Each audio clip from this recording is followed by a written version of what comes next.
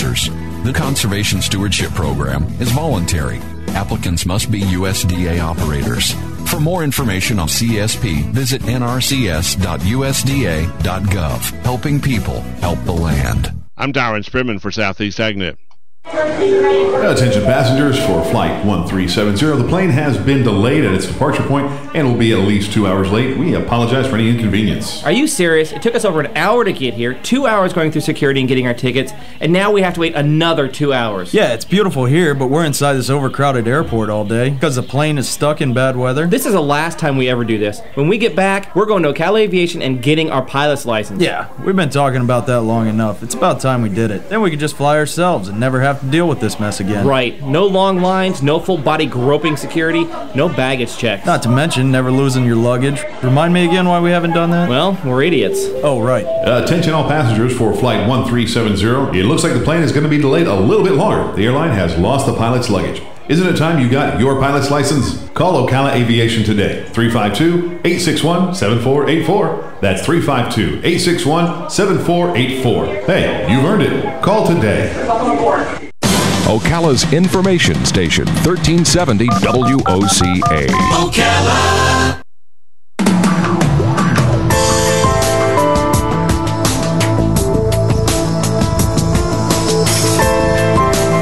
All right, 5 minutes after 11 o'clock. Thank you for tuning in. One of the joys of this job is we get to meet some very creative and talented people.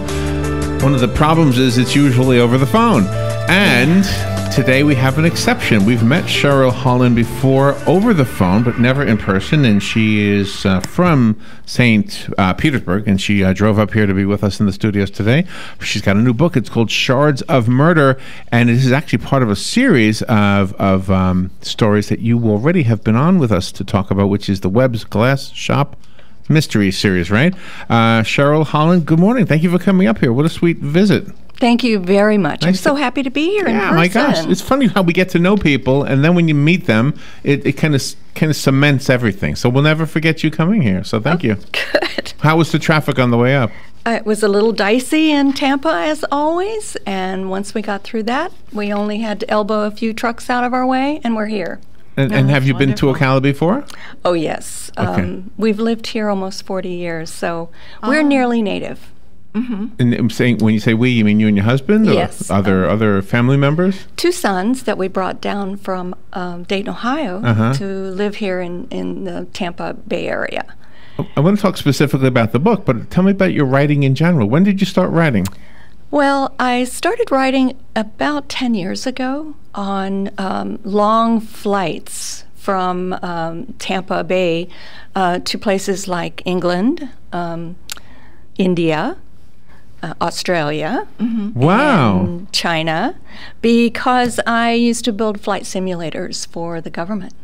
And those involve not only a lot of work in Tampa, but also on-site work where we would build the simulator back up and test it and teach the local people how to maintain it.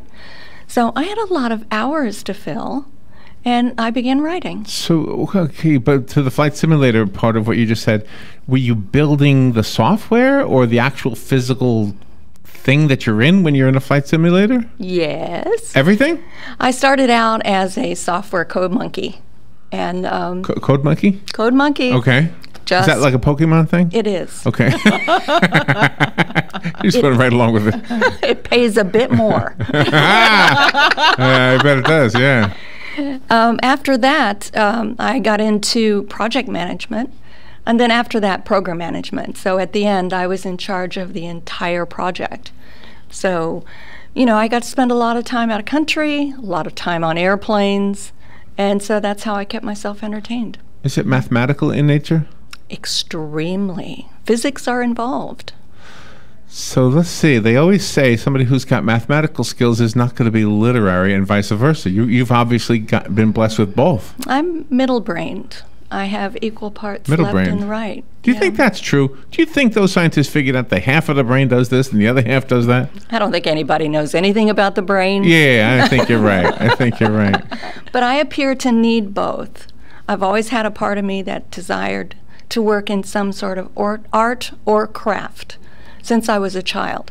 I'm also fascinated with science and math and hard things, hard to do things. Yeah. But I've needed both. You need science and math in creating your stained glass artistic pieces. Most of the pieces require some element of science because glass, in all of its forms, needs to change and makes chemical change from one state to another, molten to, solid glass. And some of the ways that you do that involve equipment that requires some significant programming. Yeah. Wow, you're fascinating. Yeah, if I were to only know that you did the stained glass, I would imagine that you would be an artsy person, which you are, and I would never guess that you were doing the science, the really hard science stuff. Yeah, I do both. Were you that way in school? A little girl, 3rd grade, 4th grade, were these things already showing themselves? I was in the advanced mathematics classes in both grade school and high school, and also one of the art teacher's favorite art students. So I've always done both. Oh, that's marvelous. So let's talk about the series, and then we'll talk about the specific book. It's the Webb's Glass Shop Mystery Series. How many books are before Shards of Murder? Shards of Murder is the second. The first one... Really? We've only talked about this with you once before? Yeah. You must have made an impression on us. It's that middle brain thing again. Pain and Suffering was the first in the series. That's right, yes. And it's basically a cozy mystery, and you can tell that because there's a pun in the title and a dog on the cover. So it means it's a gentle mystery like Agatha Christie. Oh, Very yeah. clever. Oh, Very yeah. clever. And is that an actual photograph, or did somebody Photoshop that? The cover. The cover. It's kind of loosely based on the famous art festival in St. Petersburg that What I is hanging there? renamed Spinnaker. Oh, okay. Instead of Mainsail. Is that a lady's there dress you go. hanging there? What is that? That is an art form, and it's made in a hot shop. So this is glass blowing, but on a very large scale. Wow. This is a woman's torso. That could break, though, couldn't it? Well, glass wants to be broken and lying on the floor, just in case you no. don't know that. Oh, no. That's what it wants. Oh, no. You have some interesting characters in your book. When you created them, is there any special person that you were thinking of, or is that like one of your alter egos? I think it is true that a writer can't actually not write about themselves in some way. But when I think about characters, I visualize them as parts of people that I know. And I'll get 7 or 8 parts into a person and see if they fit. And then all of a sudden, they just kind of meld into that person. And to me, Amanda is Amanda. And I know her, and she's a close friend of mine. So it takes about a month sometimes, maybe longer. And after my Frankenstein move to give them all these characteristics, then they become real to me. But you can see the human side, too. I mean, they're not just analytical. That's that art part to the analytical brain. Yeah, so you're analyzing people. You're a people watcher. I am indeed. And oh wow! So when you went to the other countries, you must look at the other cultures. And is it easier to read people in your own culture? I mean, because people in other cultures, they do things differently. You might read them differently. One of the things I enjoyed so much about a different culture is because I was going to be there a while, I could take my time actually getting to know people. Minimum I was going to be there for 3 or 4 months. That's a long time. Yeah. Wow.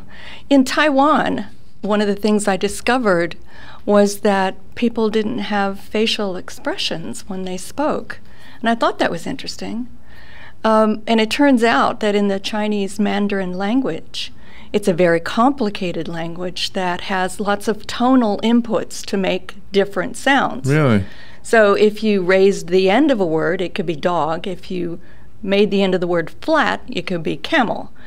So people tend to be very careful with their face and let the tone of the language speak their feelings. It's like clog dancers in Ireland. They never make a. They always have that sad face, right? Yeah. They're dancing, but they look. Exactly. They don't look happy. So tell me about the. Give us the movie trailer version of Shards of Murder. Well, Savannah Web, who's the main character, has been owner of Webb's Glass Shop now for about 3 or 4 months. And the committee in charge of the Spinnaker Art Festival has decided, she'd make a great judge because her father was the judge. She doesn't share that opinion, of course. She's terrified. And sure enough, though, she kind of, girds her loins and she goes to do the best job that she can judging the glass category. Chooses someone who has created this wonderful red glass torso as her candidate for Best of Show. And of course, the next morning, she shows up dead in the bay, and Savannah is the person who discovers the body. Oh, wow. So now she's sort of suspicious in several ways. She found the body, and she had a relationship with her, or she chose her as the winner, which had a large monetary prize associated with it. 50,000? Yes. Is that what it was? Okay. Yes. And so she needs to investigate this murder to clear her name and to, put Webb's Glass Shop back on the good side of the police force. Yeah. Wow. And are you as much a reader as we are when you're writing it? Are you as much is it as much of a mystery to you as it is to us? Well, as we turn the pages? That's where the engineering side comes in. I plot furiously. I've pretty much got my books all laid out. Oh, okay. I know where everybody's going to be. I kind of do a lot of staging. And then I write the first draft. Mm-hmm. And then I change almost everything.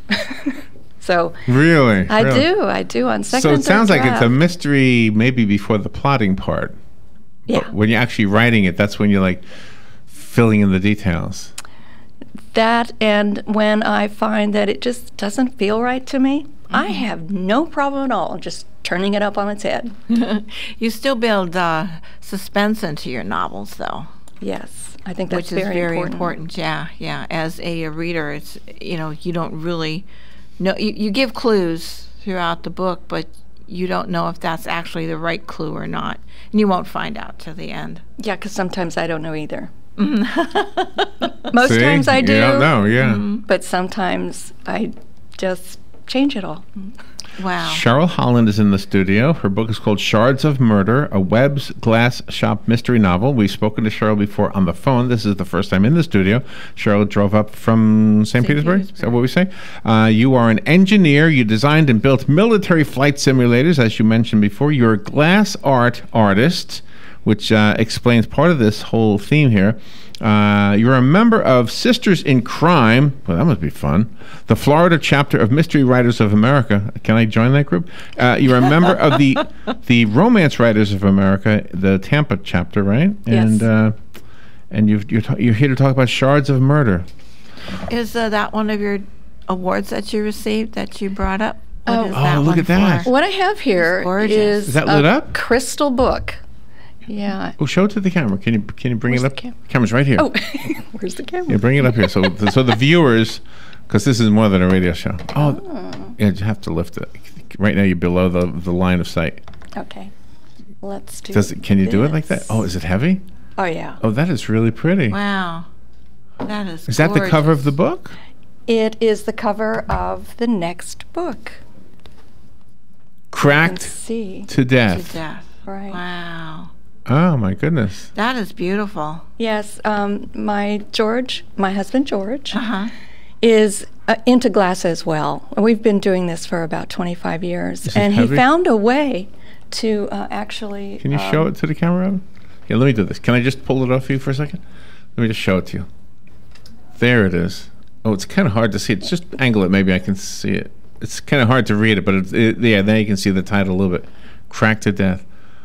Wow. Okay. So go ahead with the story about the. Yeah, he found a process where he could etch. Oh, I see it now. I see it the cover better. Yeah. onto this crystal book. And it lights up. We put it on a little pedestal. Is it easier to see with the light under it? Yes. Maybe. Yes. Can we lift it with the light? Oh, here. Yes. Yeah, do that, Rob. We're going to make everybody sick. Yeah, there you go. Yeah, now we see it. Yeah. Oh, that's so nice. So this is something you guys have created. Yeah, we actually do have a little glass studio behind the house. So we... Oh, every author's going to want one. Yeah, everyone should have one. We enjoy playing back there. We don't do work for commission or gift shops anymore. We do exactly what we want. And this is one of the things that we've started doing. I love the color. The green and the red and the yellow. Is there a significance to the color? Well, these are the colors that are in the cover. Oh, I see. Okay, that is. Well, I can't wait to read that one now. Cracked it down. All right, we're going to take a little break and be right back. Cheryl Hollon in the studio. Am I saying your last name correct, Cheryl? That is correct, Hollon. Hollon. Shards of Murder is the current book. Obviously, there's another one called Cracked to Death coming out. Is that another Webb's Glass Shop mystery? It certainly is. And I'm going to ask you about what Webb is. I think I probably did before, but I can't remember. We'll be right back. The weather is brought to you by myfwc.com. Say boating is no accident. We'll have a thunderstorm, especially inland this afternoon. Otherwise, partly sunny, high of 90 to 95. Clear tonight, a low 71 to 76. Tomorrow and Sunday, sunny to partly cloudy with a couple thunderstorms, especially inland. Highs between 90 to 95 both days. From the Florida Weather Center, I'm meteorologist Maggie Johnson. Hi, my name is Erica Olstein. I'm a doctor of acupuncture and oriental medicine. Do you have a gout-ridden toe or bowels that move too slow, creaky knees, or how about an asthmatic wheeze? Then acupuncture is sure to please. Come visit me, your primary care physician, Erica Olstein, at A Better You Healthcare. Call me at 352-615-5566. That's 352-615-5566. Good credits, bad credits. It's none of our business because we're not an auto dealer. We're not a bank. We're not your mother. We're OcalaForSale.com. Marion County's marketplace for cars, trucks, and SUVs. We've got thousands of sellers standing by to take your call. No middleman. But hurry, don't walk, don't run. Just sit down and log on to OcalaForSale.com. Prices and inventory change daily. Offer does not include dealer upcharge. Undercutting, rust proofing, factory surcharge, or delivery fee. See website for details. Hi, I'm Leah Caruso with Strive Rehabilitation, inviting you to join me Thursday at 11 a.m. for Health Matters. Ocala Health and Strive have teamed up to bring you the latest information on good health services available to you right here at home. This vital information will help you make informed decisions about your health. So don't forget to join me here at 11 a.m. Thursday. It's news you can use from Ocala Health, Strive, and your friends here at WOCA.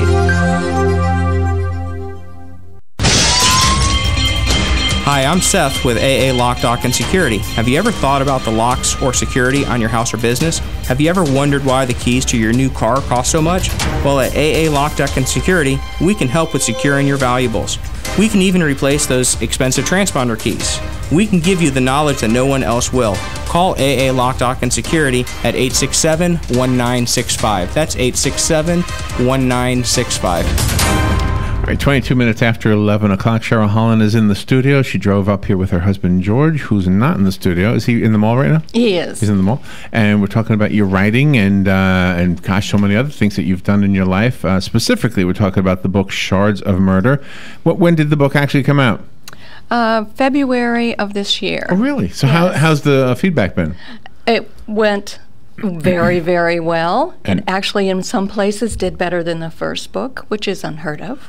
But see, then the new readers who find the second book first, they want to go back and read part one, right? Yes, yes. Do you consider it part one? Like they stand alone, so. Mine stand alone, and I felt that was important. I know I sometimes find a book in the middle of a series and just sample it.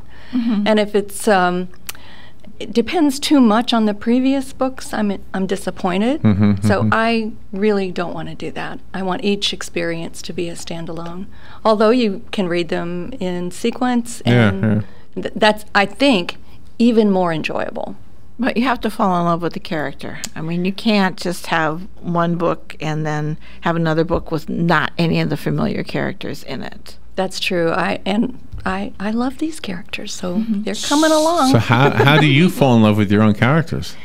I treat them as very close friends, people I know very well. Really? And I try to honor that friendship with my characters. I can observe them, and I can put them through absolute, So when one incredible tortures, but I like them. And when one dies, do you know the death is coming? I mean, obviously you know as you're writing that chapter, I guess, or that paragraph anyway. But do you know even before you start the book? Is it plotted out to that extent? It is. Yeah. So that I know up to the beginning, or from the beginning, who's not going to survive this book. But that's part of life as well. Loss is part of life. You have a passion about you, but you also have the objectivity, and you will probably be able to relay that to people in different writers' groups. How do you manage to do that without hurting their feelings? That is so difficult, because I know in my writing a career and when I wanted to be a writer, there were so many times when the wrong word would have meant that I would have never written another word. So I'm very careful. Oh, really? Very careful, because it's so easy to quit. Yeah. Oh, I love that. Yeah. I don't love that it's easy to quit, but I love that observation. We have to be careful. We have to be careful when we say things to people that we don't discourage them from what they're trying to do. Because we don't know where they are on their path to publication, or doing a memoir of their family, and you want to guide but not bludgeon. That's a great people are so quick to be critical on social media. They can be so nasty sometimes. And I'm not trying to bring politics into this conversation, but Donald Trump was in the news. He's been in the news the whole year. But his young daughter, Tiffany, was on the news because she gave a speech the other day. And then it came out that when she was 17, which was only like 4 years ago, she recorded a song. So now everybody hears the song and they're writing all these nasty things. It's not that bad of a song. And she's only 17. Oh, that's so horrible. who has honed their craft at 17? So yeah, I know. And so if she ever wants to pursue it, hopefully she's got the internal fortitude or something, or maybe the external, the father, the mother, maybe they're all saying nice things to her. So who inspired you? Who supported you? Was it George? Absolutely. I am so lucky as a writer. My entire family is excited about my new career. They support me. They give me space when I need it, because sometimes I need some space. And they come to my events. That is cool. Yeah. That is cool. I'm very lucky. Not all writers have that. Some writers have to basically do their writing away from family support, which I can't actually understand how you could continue. But some do, and I applaud them for it, because it's a passion that cannot easily be ignored. And I've heard it said that if you can quit writing, please do. But if you can't, find a path that gives you pleasure, and that's what I found. And you need that balance. You need the balance. You need the balance. There are, as interviewers of authors, we know that there are two types of audience members out there. There are readers and there are movie watchers. And the readers always know the stories first. Not that every book is made into a movie, but when one is made into a movie, and somebody will come to us 3-4 years later, say, "Oh my gosh, this is a great movie." Oh my, that's the title we spoke about 4 years ago. It is interesting, isn't it? So in your family, do you have readers or movie watchers, or both? We're both. We are dedicated moviegoers. We actually have plans like every Thursday to go to see a movie, and we do also watch television, but we're also really dedicated readers.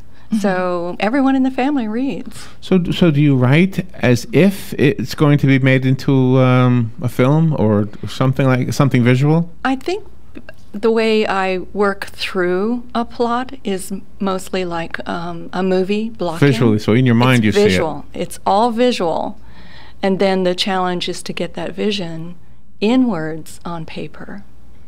and then I read it out loud so that I understand what the words are really saying. So it's quite a process. I find it interesting that you're building your books around art and that aspect of yourself, and not around the engineering part. Because with you traveling all over the world, you would have different cultures you would be able to interlace with your stories. Or are you branching out in this one to have different cultures? There's a possibility that I may do a flight simulation series based on each location where I've been. Oh, really? But they would not be this light. It would be a much darker series. Cheryl, thank you for coming up. We're almost out of time. Real quick, I want to tell you, Robin and I one time went to flight simulators in Dade City. Yeah. You know, they have the Wings of Flight or something? Yes. Okay. And there was a guy who actually operated it, and she shot me out of the sky. Yes. I was dead, and then it didn't turn out that I was a bad dogfighter. It turned out that he was helping her. So yeah, he was helping her. Shards of Murder by Cheryl Hollon. Cheryl, do you have a website you can tell us about? Yes, I do. It's www.CHERYLHOLLON.com. Very good. Cheryl, what a sweet gesture to come up here to be with us. Thank you for doing that. We'll be right back. Fox News Radio, I'm Lillian Wu. Donald Trump laying out his vision for America last night. To protect our LGBTQ citizens from the violence and oppression of a hateful foreign ideology. Believe me. The newly anointed Republican nominee also appealed to evangelical Christians, saying he's thankful for their support, but he's not sure he deserves it. Fox Radio's Rachel Sutherland in Cleveland. Hillary Clinton's campaign saying Trump offered only more prejudice and paranoia in his speech. Baton Rouge preparing for the first of 3 funerals for police officers ambushed on Sunday. Friends and family will gather to say goodbye to Baton Rouge police officer Matthew Gerald, who was just 41 when he and 2 other officers were gunned down. Gerald was an Army and Marine veteran who had graduated from the police academy earlier this year. Fox Radio's Tanya J. Powers, Fox News. We report, you decide. Today's forecast for the inside of your vehicle, sponsored by WeatherTech. A 90% chance of nacho cheese storms this afternoon, moving in from a drive-through worker answering a phone while serving you.